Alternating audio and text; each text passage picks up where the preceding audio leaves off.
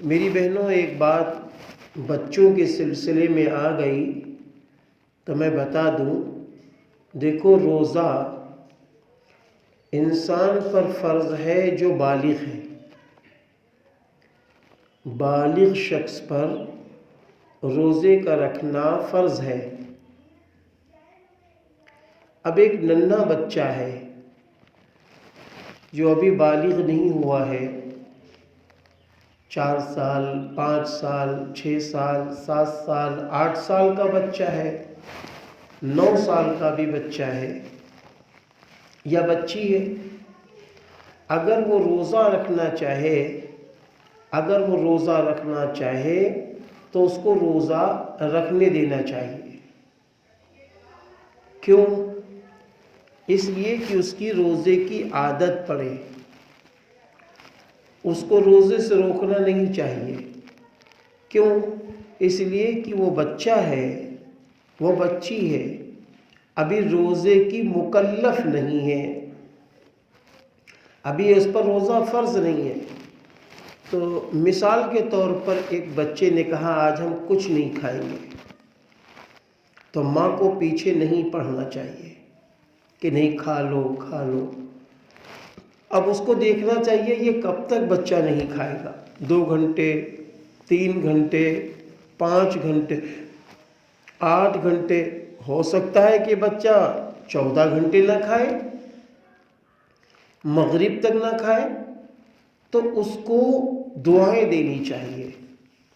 اس کی ہمت افزائی کرنی چاہیے۔ لیکن جب ہم دیکھیں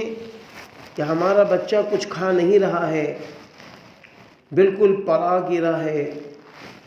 پیاس کی شدت ہے، بھوک کی تڑپ ہے، تو ہو سکتا ہے کہ میرا بچہ بیمار پڑ جائے، تو کوئی حرج نہیں ہے، آپ اسے پانی پلا سکتی ہیں، آپ اسے کھانا کھلا سکتی ہیں۔ لیکن خود سے بچہ نہ کھائے تو ماں کو کھلانا نہیں چاہیے۔ خود سے بچی نہ کھائے تو ماں کو کھلانا نہیں چاہیے، اس لیے کہ بچوں کے اندر دینی ذوق پیدا ہوتا ہے، اس سے دینی مزاج پیدا ہوتا ہے، بچوں کے اندر دینی جذبہ پیدا ہوتا ہے۔ اس لیے میری رائے یہی ہے کہ جب بچوں کی عمر 8-9 سال تک ہو، ایسے بچے اگر خود سے کچھ نہ کھائیں، کچھ نہ پئیں، تو ان کو کھلانا پلانا نہیں چاہیے۔ اگر وہ پورے روزے رکھ لیں بہت اچھی بات ہے، پورے ماہ کے روزے رکھ لیں اور اچھی بات ہے۔ ابھی روزے ان پر فرض نہیں ہے، لیکن اللہ تو خوش ہو جائے گا کہ میرا ننھا منا بندہ دینی ماحول پا کے اس نے روزے رکھ لیے۔ لیکن اگر یہ دیکھیں کہ اس کو تکلیف ہو رہی ہے تو وہ روزے کی حالت میں کچھ کھا بھی سکتا ہے، کیونکہ اس کے روزے کی وہ نہیں حقیقت ہے جو بالغ والوں کی حقیقت ہے۔ روزہ رمضان المبارک میں طلوع صبح صادق سے غروب آفتاب تک کچھ نہ کھانا، کچھ نہ پینا اور مباشرت نہ کرنا، اس کا نام روزہ ہے۔ اسی طرح اس کا نام بھی روزہ ہے کہ ہماری زبان غیبت سے بچی رہے، لغویات سے بچی رہے۔ آپ صلی اللہ علیہ وسلم کے زمانے میں 2 عورتوں نے بھی روزہ رکھا، ان کو روزہ بہت لگا،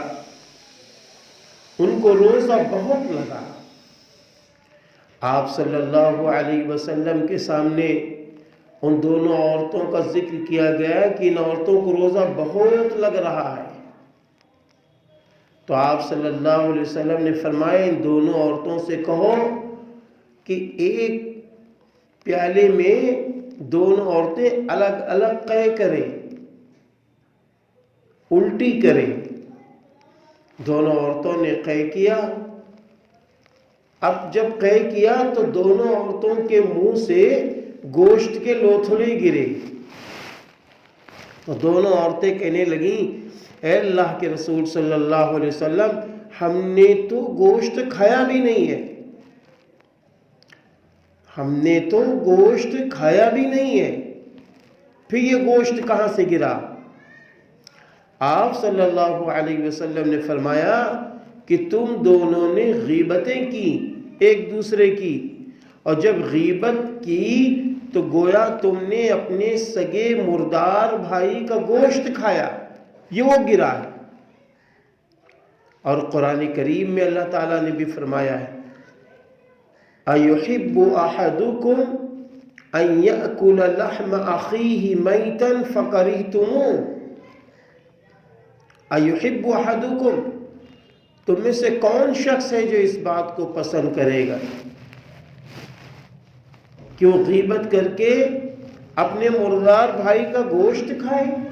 فَكَرِهْتُمُوهُ، پس تم سب اس کو ناپسند کرو گے۔ تو میری بہنوں، رمضان المبارک میں خاص کر کے غیبتوں سے ہمیں بچنا ہے، عام دنوں میں بھی غیبتوں سے بچنا ہے۔ رمضان میں اس لیے بچنا ہے کہ غیبت کرنے سے روزہ زیادہ لگتا ہے، روزہ زیادہ لگے گا، اس لیے ہمیں غیبت سے بچنا ہے۔ اسی طرح روزے میں ہمیں بدنگاہی سے بچنا ہے، عام دنوں میں بھی بچنا ہے، ان دنوں میں زیادہ بچنا ہے، کیونکہ اس سے روزہ ہمارا خراب ہو جائے گا۔ اکثر موبائل کا استعمال یوٹیوب پہ اگر غلط ہوگا اور یا تصویریں نظر آئیں گی تو پھر کیا ہوگا؟ ہماری بدنگاہی ہو جائے گی، تو ہمارے روزے میں خرابی آ جائے گی، روزے میں خرابی آ جائے گی۔ اس لیے ہماری اور آپ کی یہ بھی ذمہ داری ہے کہ اپنی آنکھ کا استعمال صحیح کریں، اپنی زبان کا استعمال صحیح کریں، زبان سے کلام اللہ کی تلاوت کی جائے، مخارج کے ساتھ، تجوید کے ساتھ، اللہ کا ذکر کیا جائے، درود شریف پڑھا جائے، کلمہ طیبہ پڑھا جائے، تیسرا کلمہ پڑھا جائے، ہاں خوب اللہ کا ذکر کیا جائے، آنکھوں سے قرآن کریم کو دیکھا جائے، یہ کام کیے جائے۔ اسی طرح کانوں کا روزہ ہے، کانوں کا روزہ ہے کہ کانوں میں کوئی غلط گفتگو نہ داخل ہو جائے، گانے نہ کانوں میں چلے جائیں، گانوں کی آواز کانوں میں نہیں جانی چاہیے، کیونکہ کانوں کا بھی روزہ ہے۔ روایت میں آتا ہے کہ قیامت کے دن اللہ حفاظت فرمائے کہ انسان کو عذاب یہ بھی ہوگا کہ ایک کان سے دوسرے کان میں ایک انگارے والی سلاخ کو نکال دیا جائے گا۔ اللہ حفاظت فرمائے، وہ چیخے گا، چلائے گا، تو آواز آئے گی کہ میرے بندے تو ان گانوں کو اپنے کانوں سے سنتا تھا، طوائفوں کے گانوں کو سنتا تھا کانوں سے۔ اس لیے ہمیں ان سے ہمیشہ بچنا ہے، لیکن رمضان میں ہمارے روزے خراب نہ ہوں اس لیے گانوں سے بچنا ہے۔ اسی طریقے سے ہمارے ہاتھ کا استعمال صحیح ہو جائے، ہاں صحیح ہاتھ، غلط جگہ نہ جائیں، یعنی سود کا لین دین یہ ہاتھ نہ کر رہے ہوں، بیاج کا کاروبار یہ ہاتھ سے نہ ہو رہا ہو، اسی طریقے سے رشوت کی لین دین بھی ان ہاتھوں سے نہ ہو رہی ہو، کوئی گناہ کا کام ان ہاتھوں سے نہ ہو رہا ہو، ہمیشہ اس سے بچنا ہے۔ لیکن رمضان میں اس لیے بچنا ہے کہ اس سے ہمارے روزے خراب ہو جاتے ہیں۔ ان ہاتھوں سے ہم قرآن پاک کھول رہے ہوں، ان ہاتھوں سے ہم دینی کتابیں کھول رہے ہوں، ان ہاتھوں سے ہم اپنی ماں، اپنے والد کی خدمت کر رہے ہوں، بیویاں اپنے شوہر کی خدمت کر رہی ہوں، ہاتھوں کا صحیح استعمال ہو۔ اور اسی طریقے سے پیروں کا بھی روزہ ہے کہ یہ پیر ہمارے غلط جگہ نہ جائیں، یہ پیر ہمارے مسجد کی طرف جا رہے ہوں، اچھے کام کی طرف جا رہے ہوں، صدقہ خیرات دینے کے لیے جا رہے ہوں، اپنے مالوں کی زکوٰۃ دینے کے لیے یہ پیر جا رہے ہوں. ہاں، کیونکہ اللہ تعالیٰ نے قرآن کریم میں فرمایا ہے کہ قیامت کے دن ہم ان کے منہ پہ مہر لگا دیں گے اور ان کے دونوں ہاتھ ہمارے سامنے بولنا شروع کر دیں گے اور ان کو دونوں پیر گواہی دینا شروع کر دیں گے جو دنیا میں کام کیا کرتے تھے. اليوم نختم على افواہہم وتکلمنا ایدیہم وتشہد ارجلہم بما كانوا یکسبون. آج ہم ان کے منہ پہ مہر لگا دیں گے اور ان کو دونوں ہاتھ ہمارے سامنے بولنا شروع کر دیں گے اور ان کے دونوں پیر جو دنیا میں کام کیا کرتے تھے اس کی گواہی دینا شروع کر دیں گے. یہ زمین بھی قیامت کے دن گواہ بنے گی. جس زمین پر ہم قرآن پڑھتے ہیں، جس زمین پر ہم سجدہ کرتے ہیں، جس زمین پر ہم درود شریف پڑھتے ہیں، جس زمین پر ہم اللہ کا ذکر کرتے ہیں، جس زمین پر ہم اللہ کے آگے روتے گڑ گڑاتے ہیں، یہ زمین بھی قیامت کے دن گواہ بن جائے گی. اللہ تعالیٰ نے قرآن پاک میں فرمایا سورہ زلزال میں یومئذ تحدث اخبارہا،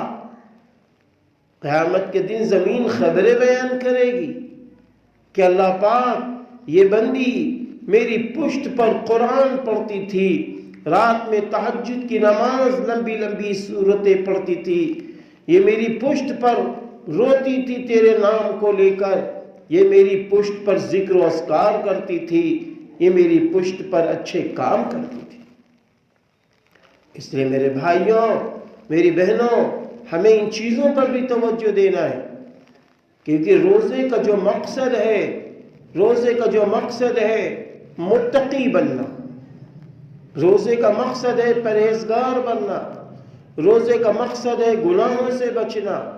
روزے کا مقصد ہے اللہ کی نافرمانی سے بچنا، روزے کا مقصد ہے